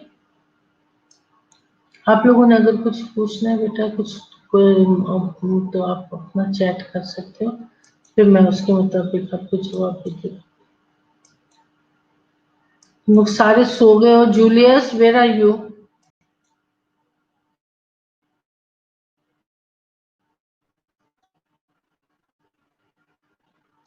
गुम हो जाते हो तुम लोग सारे, बिल्कुल भी नहीं आते हो। सिर्फ और सिर्फ कितने स्टूडेंट्स हैं?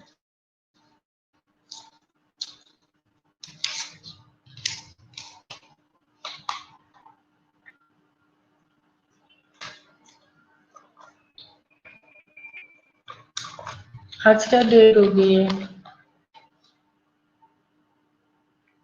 19 हो गई है।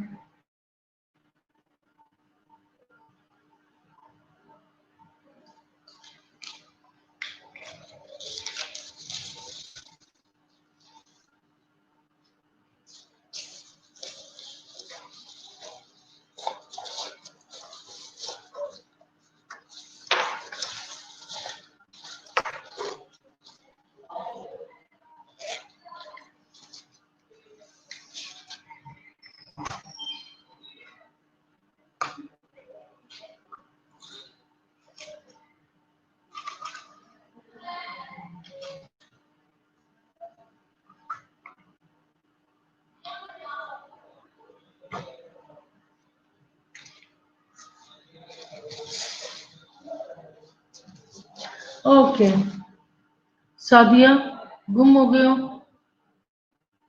Where are you all?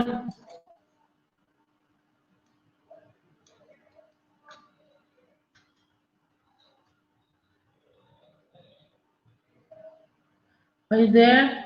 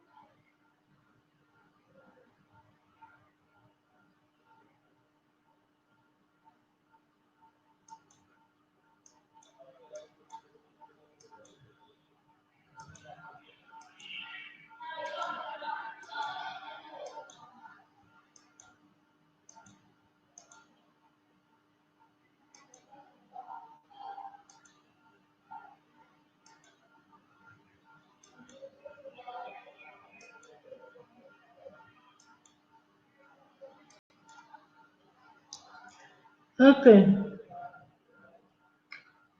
हम देख रहे थे ऑल्टर्ड लेवल ऑफ कॉन्शियसनेस में हमने कुछ डेफिनेशंस देखी।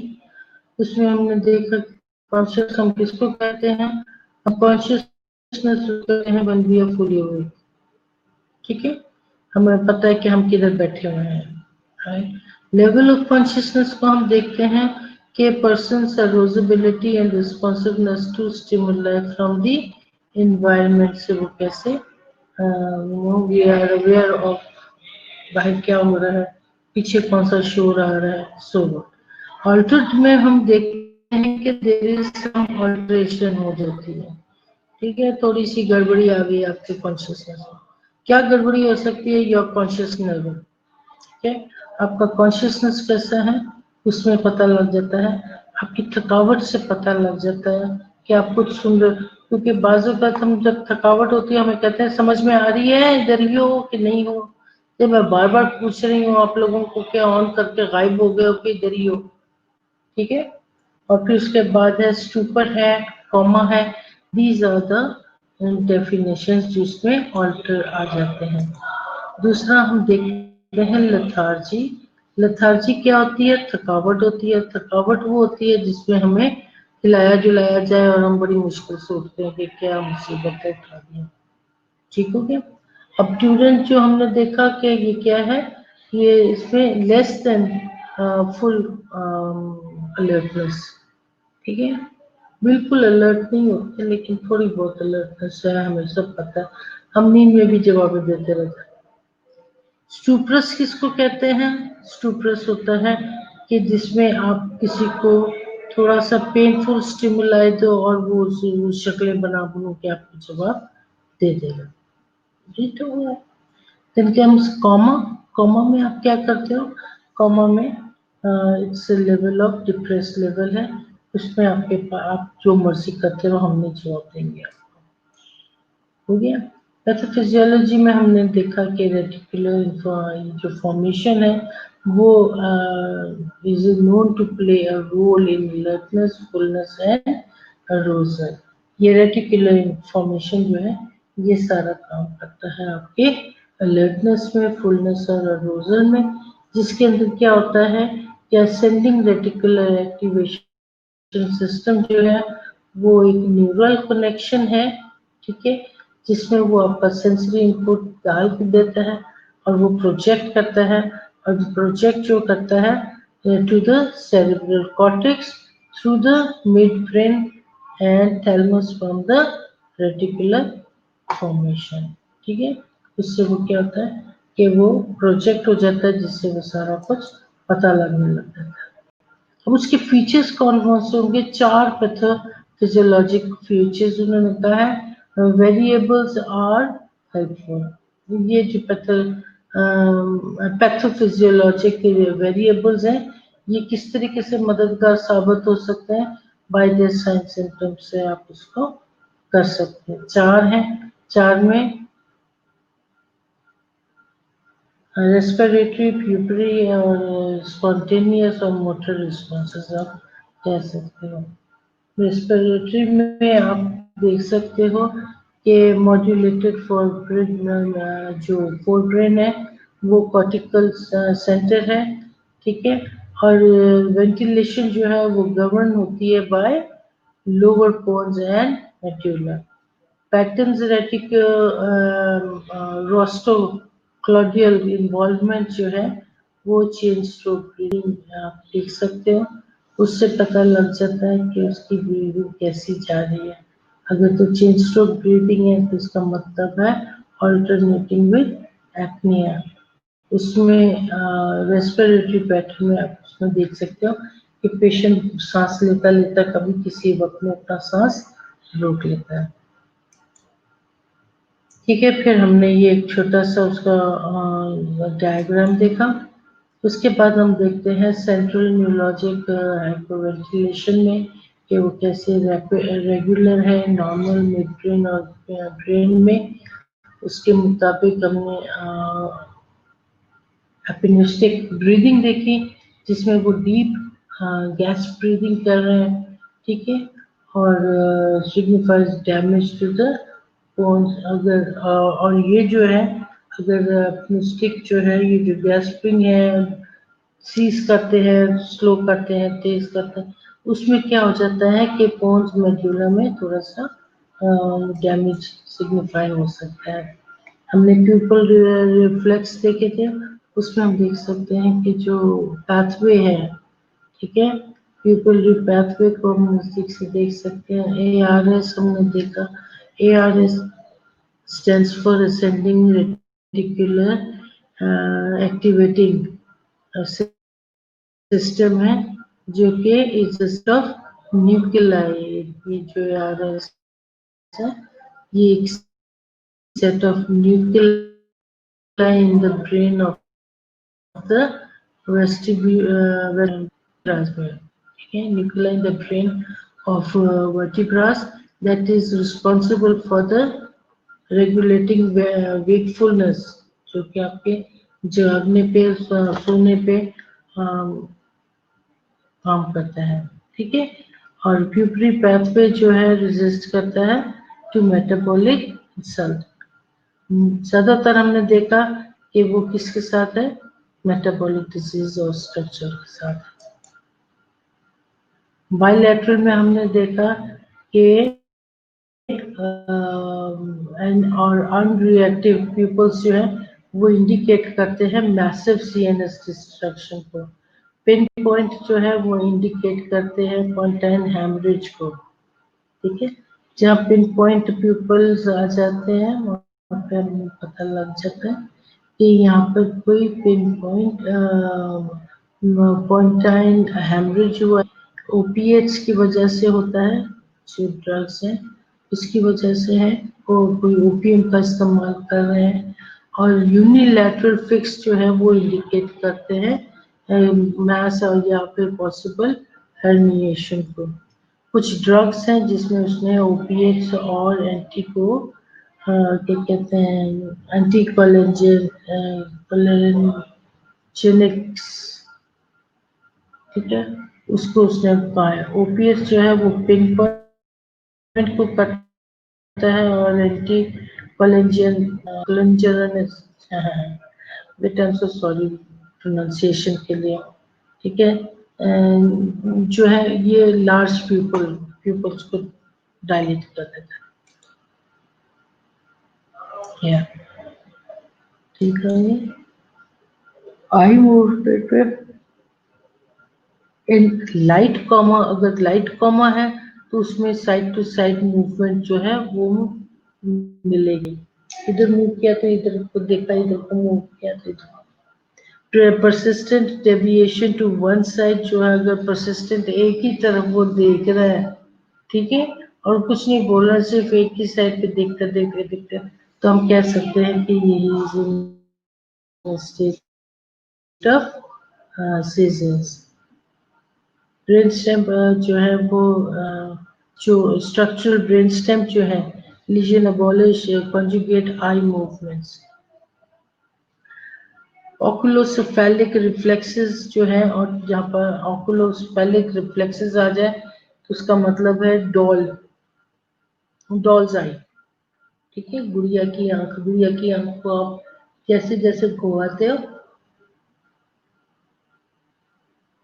वो इधर को आप गुड़िया का मुंह इधर को करोगे तो वो आपके आप ही की तरफ ऐसे घूम घूम के देखती रहेगी, ठीक है। ऊपर करोगे तो आपको नीचे से देखेगी, नीचे करोगे आपको ऊपर की तरफ देखेगी। तो वो गुड़िया की आंख जिस तरीके से घूमती है वैसे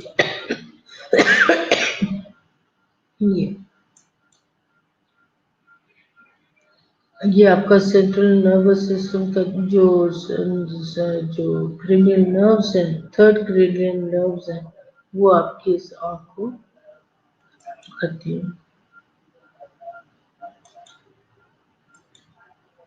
ठीक है। मोटर रिस्पॉन्सेस में उसने कहा है कि असेस फॉर द स्ट्रेंथ, आपको इसके बारे में देखना है और इससे आपको कुछ बहुत सारे अंदाजे होंगे। ये पोजीशंस उन्होंने बताई है कि अगर इस पोजीशन में है तो वो डिकॉर्टिकेट पोस्चरिंग है, ठीक है। और अगर आपके पास डिसेलिब्रेट पोस्चरिंग है और rigid extension of your arms and legs है। इसका आप देख सकते हैं कि lesions at brain stem usually जो है वो कौन सा है। ग्लासगो कोमा स्केल हमने देख लिया था। ग्लासगो कोमा स्केल में हमने पीछे देखा था आई ओपनिंग है, मोटर रिस्पॉन्स को देखा था, वर्बल रिस्पॉन्सेस को देखा था। अब इनके अंदर जो हमने स्कोरिंग करना शुरू किया, आप देख सकते हो 4, 5, 6, ठीक है। 4, 5, 6 को आप देखोगे तो आई वर्बल मोटर, ठीक हो गया। आई वर्बल मोटर जो है, आई इज 4 का, ये वर्बल वर्बल जो है वो 5 पॉइंट्स का, और मोटर रिस्पॉन्सेस जो है वो 6 पॉइंट्स के, ठीक हो गया। यानी कि टोटल 15 पॉइंट्स होने चाहिए। 6 and 4, 10 and 5, 15. So you need to have 15 points. अब जब इसको स्कोरिंग करते हो तो आप उसको स्कोरिंग के बाद डैश ऑन 15 देते हो। इससे हमें पता लग सकता है कि डैश ऑफ 15 जो मिले हैं, वो डैश है, वो आपने उसकी इन रिस्पॉन्सेस को काउंट किया। सपोज उसके पास आई ओपनिंग जो है वो वर्बल थी, आपने इसको 3 पॉइंट दिया। इसके बाद आपके पास क्या कहते हैं मोटर रिस्पॉन्स 3 था, ठीक है, तो आपने इसको भी 3 दिया। और उसके बाद यहाँ पर आपके पास आ गया कंफ्यूज है, वर्बल रिस्पॉन्स में आपने कहा इज कंफ्यूज, तो आपने उसको 4 पॉइंट दे दिया। तो 3 and 3, 6, 6 and 4, 10, 10 out of 15. Not bad. हो गया। तो ये हमने देखा था। ये अगर सीवियर है तो वो लेस देन 8 है, अगर मॉडरेट है तो 9 to 12 है, और माइनर में हम मोर देन 13 कहेंगे कि माइनर है। जिसमें हमने देखे थे करने के लिए सिम्टम्स और कॉजेज देखते हैं, ए ई आई ओ यू के अंदर हमने उसको निमोनिक दिया। अगर आप लोगों को कॉजेज याद नहीं होते हैं तो आप उसको ए ई आई ओ यू याद करोगे तो आपको ऑटोमेटिकली पता लग जाएगा ए से क्या बना, ए के बाद क्या आया, ए ई क्या था, ठीक है, आई क्या था।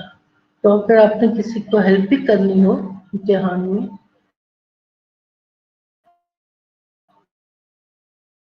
तो फिर उसको आता है और जेन नहीं आता तो उसको सारे कॉजेज याद आ जाएंगे। इसका मतलब उसको आते हैं कि स्लिप ऑफ माइंड हो गया, ठीक है, थोड़ी सी उनको सिरा मिल गया, वो सारा हो गया। इलेक्ट्रोलाइट्स आप उसका चेक कर रहे होगे, जिसके अंदर आपके पास हाइपोग्लाइसीमिया, हाइपोग्लाइसीमिया के लिए आप चेक करोगे, उसके बाद आप उसके सीरीज के लिए चेक करोगे, और देखोगे कि भी उसका पेशेंट का क्या वो बन रहा है, कोमाटोस है या वो ड्रग लेवल कौन सा ले रहा है, ठीक है। ट्रॉमा में हम ड्यूरल ट्रॉमा हो रहा है कि नहीं, फिर या सभी सब ड्यूरल ट्रॉमा तो नहीं हुआ, सेरिब्रल कंफ्यूजन तो नहीं था, मेनिंजाइटिस तो नहीं था, ठीक है, इन्फेक्शन से या ब्रेन एब्सेस की वजह से, एंसेफेलाइटिस की वजह से, स्ट्रोक हुआ कि नहीं हुआ, ठीक है। अगर स्ट्रोक हो गया है तो एम्बोलिटिक था या थ्रोम्बोसिस था, हाइपोक्सिया हुआ कि नहीं हुआ। टेम्परेचर में आप उसका टेम्परेचर चेक करोगे, टेम्परेचर में आप उसको देखोगे हाइपोथर्मिया या हाइपरथर्मिया ठीक हो। फिर आप उसके नहीं ठीक हो रहा तो फिर आप क्या करते हो, उसकी इन्वेस्टिगेशन करते हो, इन्वेस्टिगेशन से बहुत हेल्प मिल जाता है, ठीक है। आप किसी सिस्टमेटिकली काम करोगे तो आपको पता लग जाएगा, सीटी स्कैन है, एमआरआई है, ग्लूकोज है, इलेक्ट्रोलाइट्स है, एलएफटी है, पीयूआर है, पीटी और एपीटीटी है, कैल्शियम है, सीरम में आप चेक करोगे, एनीमिया है, स्पेशलिटी है, कैल्शियम है, कीटोन्स है, ठीक है। ट्रीटमेंट में एबीसी को आप दे दोगे, एस्टेब्लिश एयरवे है, concentration administer high concentration oxygen दोगे, ट्रांसपोर्ट करोगे पेशेंट को, कोमाटोस पेशेंट को, आप उस पेशेंट को responsible patient arrest. If the patient is in respiratory arrest, inform क्या कहते हैं, inform the advanced airway management. जो तो वहाँ का प्रोटोकॉल चल रहा है उसको आप असेस करोगे, ठीक है। आईवी असेस करोगे, कैपिलरी ग्लूकोज को आप असेस करोगे। उसके बाद आप पेशेंट ग्लूकोज लेवल हाँ 80 से बिलो है तो आप उसको जल्दी से 50% 25% ग्लूकोज स्टार्ट करोगे। पेशेंट को स्टार्ट करते वक्त आप साथ ये भी देखोगे कि पेशेंट को कोई प्रीवियस बीमारी तो नहीं रही है। ट्रीटमेंट में आप उसको ग्लूकोज दोगे और उसके बाद आप आईवी असेस करोगे और उसके अंडरलाइन जो डिजीज है, जो अंडरलाइन उसको आप ट्रीट करोगे।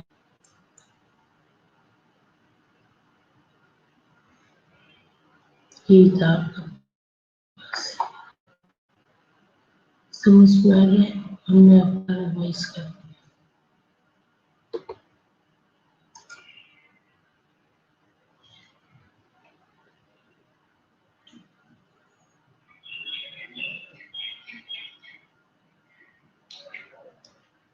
अब आप मुझे बताओ, आपको प्रीवियस जो मैंने सेंड किया था वो मिल गया?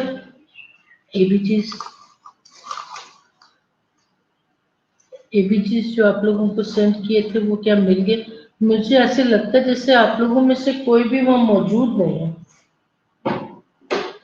बस अपना लैपटॉप ऑन करके ना तो गायब हो गया। ऐसे ही है ना? स्टूडेंट्स कहाँ हो आप लोग?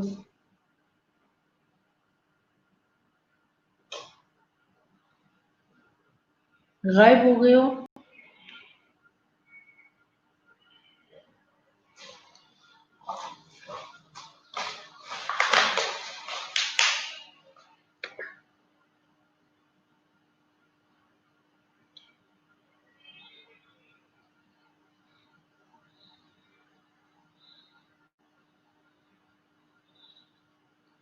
इफ्रा आप क्लास में भी नहीं आई हो?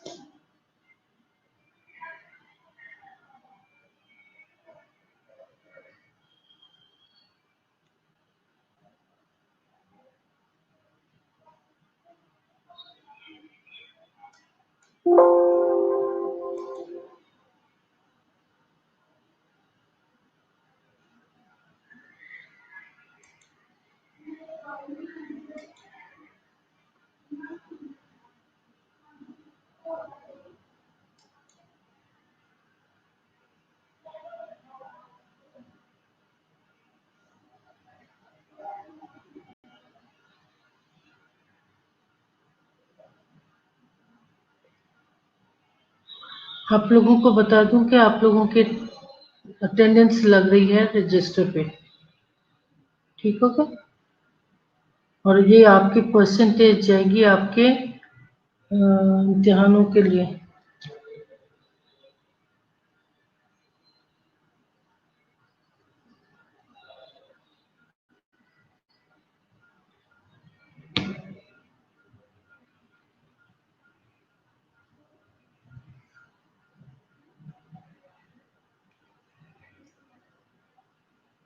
मैं क्लास बंद कर रही हूँ अभी, ठीक हो गया, ताकि आप लोग फिर अपना